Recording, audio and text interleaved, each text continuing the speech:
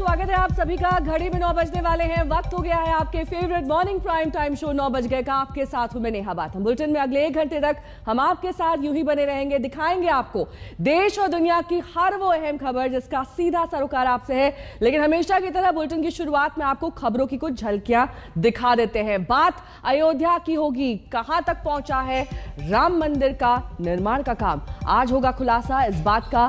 जूनागढ़ आपको लिए चलेंगे जहां पर मूसलाधार बारिश से बाढ़ की विभीषिका आपको दिखाएंगे। अभी क्या है हाल बताएंगे थोड़ी देर बाद। और अंतरिक्ष में बना है इतिहास, क्योंकि आज से स्पेस टूरिज्म की शुरुआत हो रही है। फैल्कन 9 रॉकेट से अंतरिक्ष भेजे गए हैं 4 आम लोग। और ठीक आधे घंटे बाद यानी कि सुबह 9:30 बजे 100 शहर 100 खबर।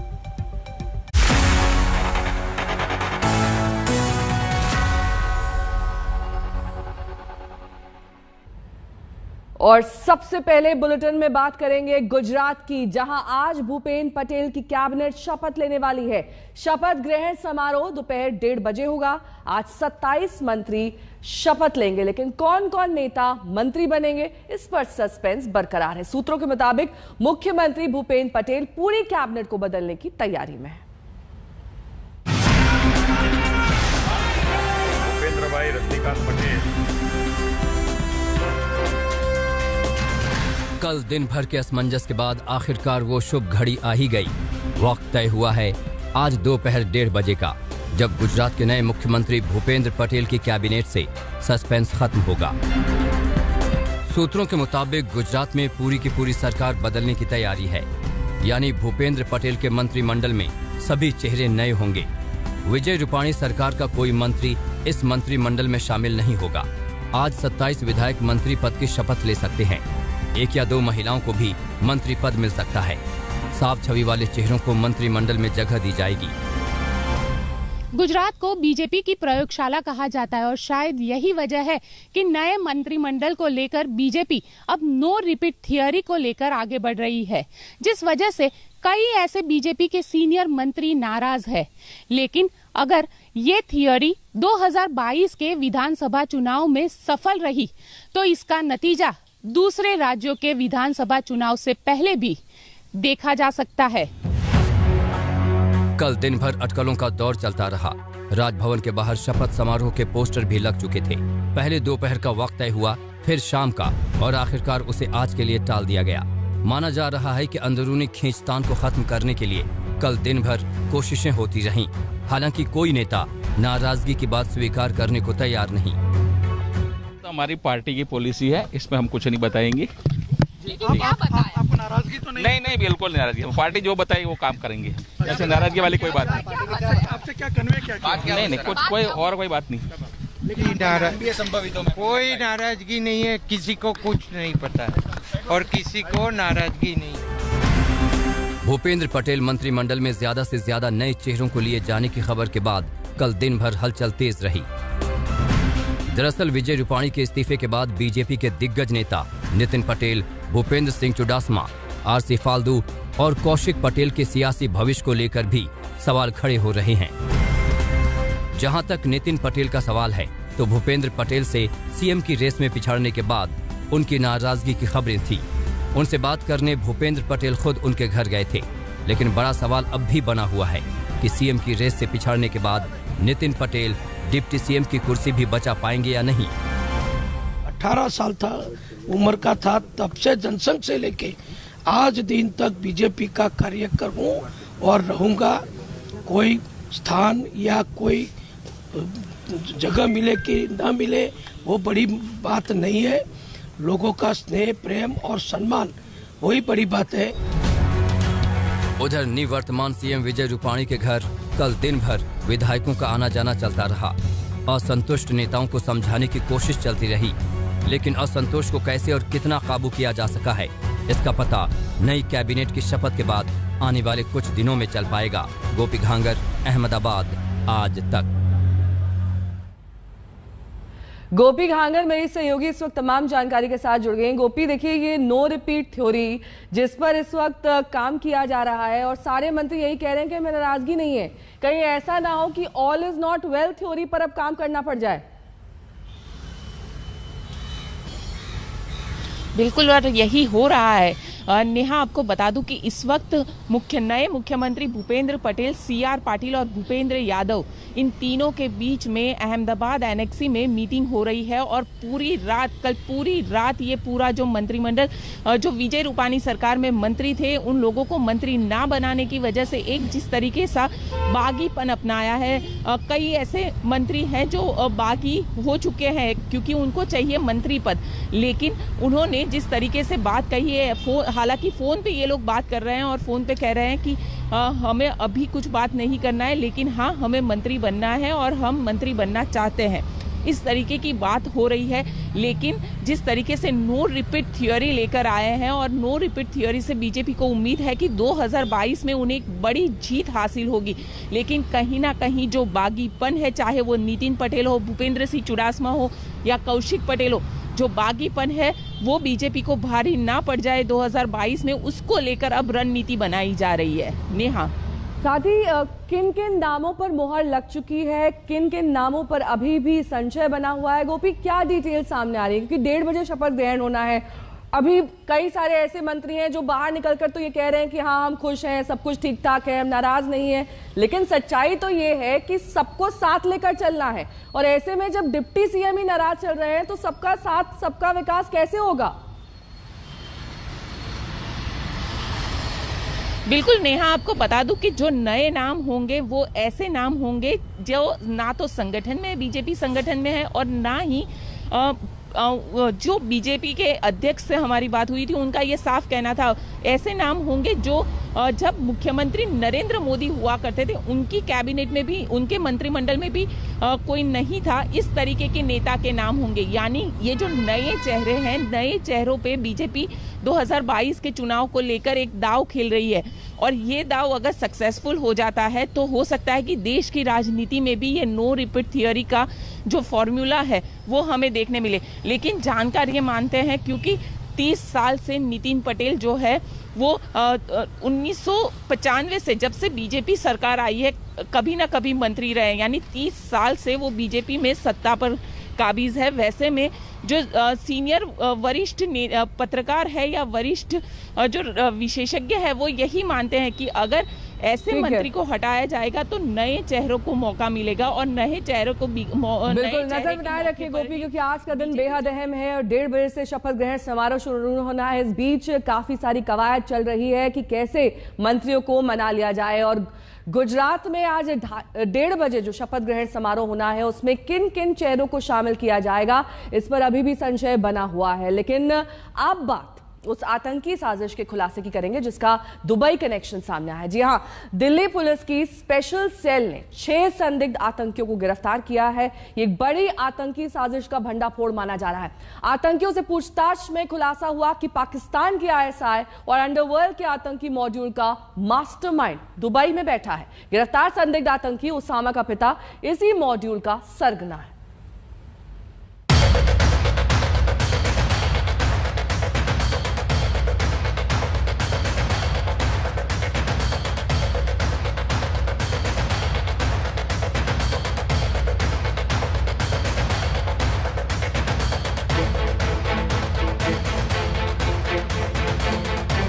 पाकिस्तान की शह पर आतंकी खूनी साजिश के खेल का खुलासा होने के बाद इस नापाक नेटवर्क की एक कड़ी सामने आ रही है। आतंकी इस मॉड्यूल में ISI के साथ अंडरवर्ल्ड किस तरह देश के अलग अलग शहरों में साजिश का ताना बाना बुन रहा था, इसकी परतें खुलने लगी हैं। गिरफ्तार संदिग्ध आतंकियों से दिल्ली पुलिस स्पेशल सेल और IB लगातार पूछताछ कर रही हैं। इस पूछताछ में ISI और अंडरवर्ल्ड के आतंकी मॉड्यूल का एक और बड़ा खुलासा हुआ है।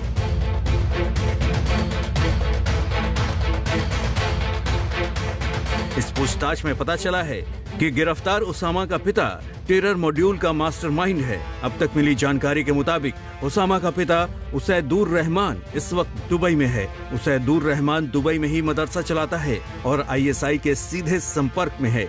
उसामा का चाचा हुमैदुर रहमान भी इस टेरर मॉड्यूल का हिस्सा है। चाचा ने ही गिरफ्तार जीशान को आतंक के रास्ते पर आने के लिए भड़काया और पाकिस्तान ट्रेनिंग के लिए भेजा।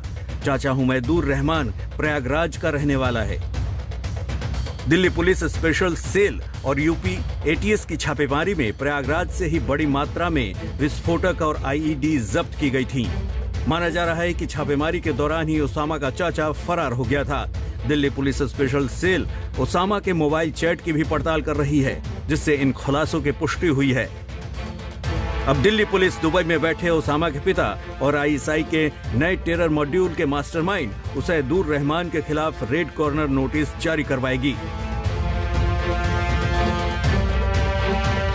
साथ ही छापेमारी के दौरान प्रयागराज से फरार होने वाले हुमैदुर रहमान के खिलाफ लुकआउट सर्कुलर जारी करने की भी तैयारी है, ताकि वो देश छोड़कर न भाग जाए। आज कोर्ट से इजाजत लेने के बाद जब्त की गई आईईडी एनएसजी की टीम को सौंपा जाएगा। दिल्ली पुलिस स्पेशल सेल और खुफिया एजेंसियां एक और संदिग्ध की तलाश में जुटी हुई हैं। इसी शख्स ने बंगाली बोलने वाले 15 लोगों को पाकिस्तान ट्रेनिंग के लिए भेजा था।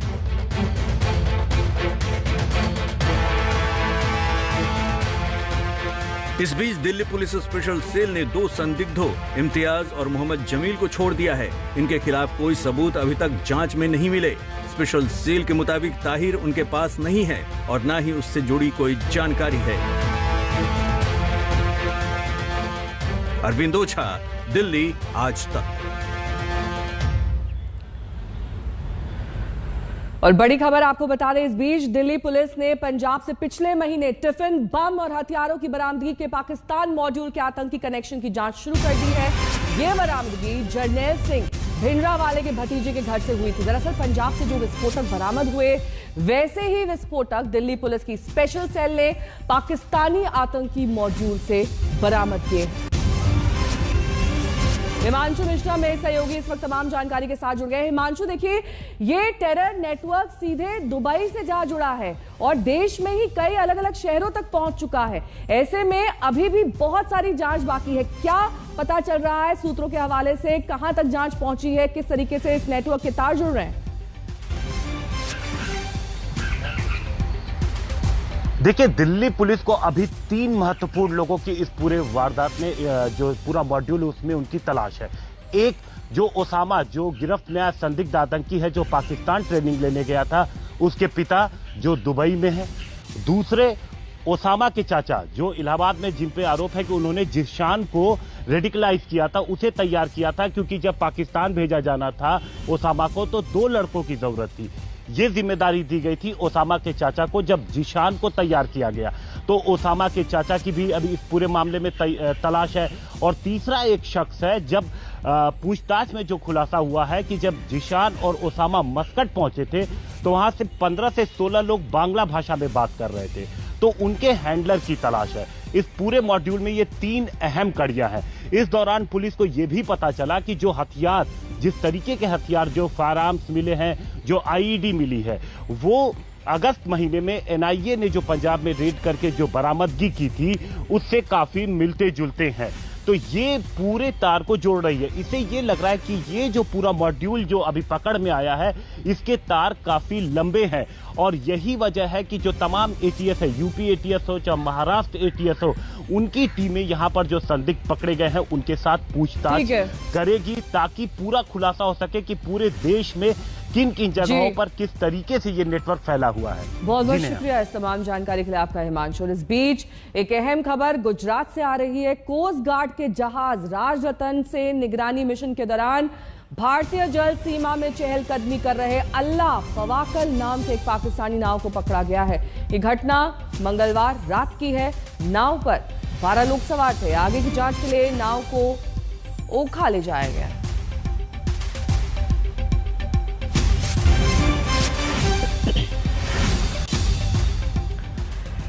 कहां है अफगानिस्तान की तालिबान सरकार का उप प्रधानमंत्री मुल्ला बरादर? मुल्ला बरादर के मारे जाने की अटकलों के बीच अफगानिस्तान की सरकारी टीवी पर बरादर का एक इंटरव्यू प्रसारित किया गया, जिसके जरिए ये दिखाने की कोशिश की गई कि बरादर जिंदा है। लेकिन इस वीडियो पर कई सवाल उठ रहे हैं।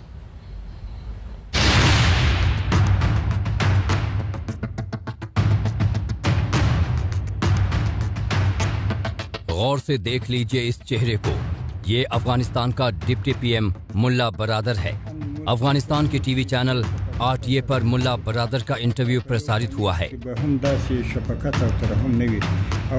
दरअसल इस वीडियो क्लिप के जरिए कोशिश है मुल्ला बरादर से जुड़ी उन अटकलों को खत्म करने की जो उसके जीवित न होने को लेकर है। अटकलें तेज हैं कि हक्कानी नेटवर्क के साथ झड़प में या तो वो गंभीर रूप से जख्मी है या फिर मारा गया है।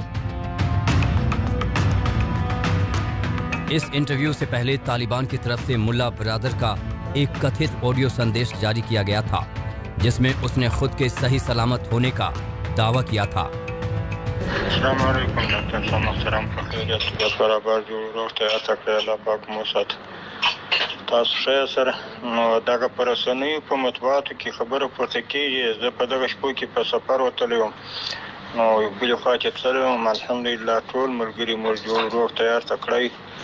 बस دا کمی رسنۍ چې دا اکثر وخت دغه شی بیا د تبلیغات او شرمونکي دروغ وایي نو دغه په باب باندې بس خپل په جرأت سره دا خبره رد کړه کم خبره نشته نه کوم مشکل سره الحمدلله بس سل په سل کې اطمینان درکو علام وساته دعاګانې کوي السلام علیکم ورحمت الله وبرکاته।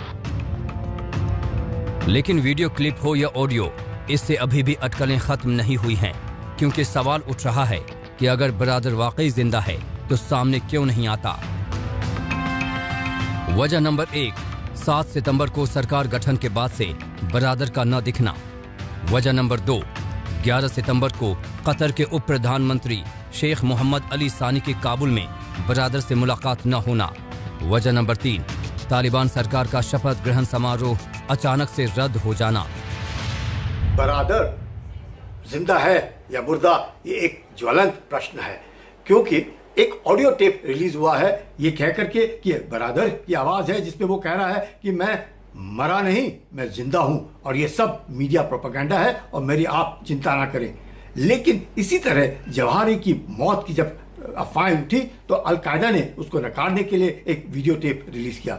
अखुंजादा भी 15 अगस्त के बाद अभी तक नजर नहीं आ रहे।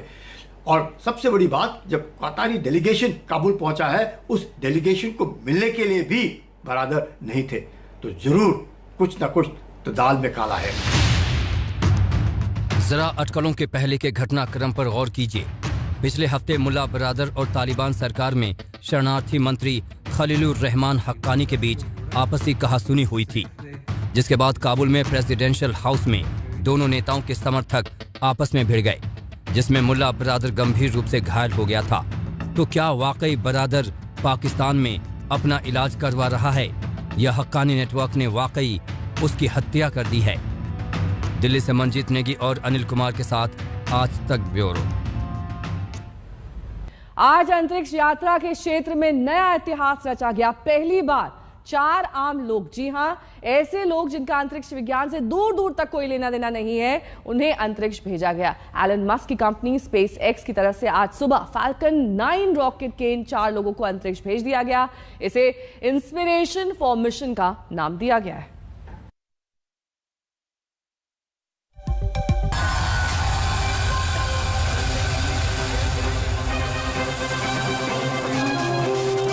ये ऐतिहासिक पल है। ये अंतरिक्ष पर्यटन युग के शुरुआत का ऐलान है।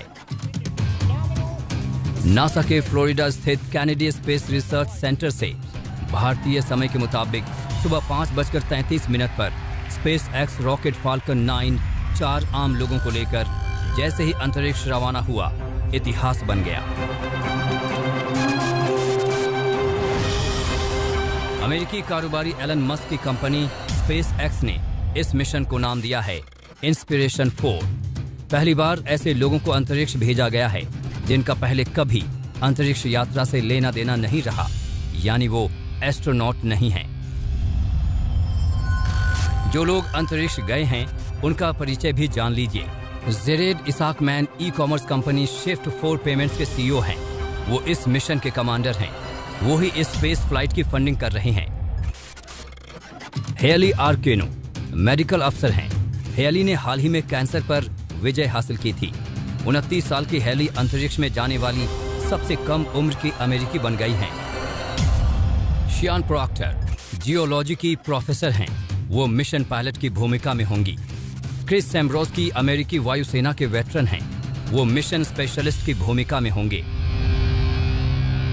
We've been going to the space station for some time, and there's just unbelievable science and research and great contributions that are coming out of there. But if we're going to, go to the moon again, and we're going to go to Mars and beyond, then we got to get a little outside of our comfort zone and take that, next step in that direction. अंतरिक्ष में Elon Musk की company का ये नया record है। 2018 में Elon Musk की company space x ने टेस्ला रोडस्टर को स्पेस में भेजा। फिर 2020 में स्पेस एक्स इंसानों को इंटरनेशनल स्पेस स्टेशन ले जाने वाली पहली निजी कंपनी बनी। और अब मिशन इंस्पेक्शन 4।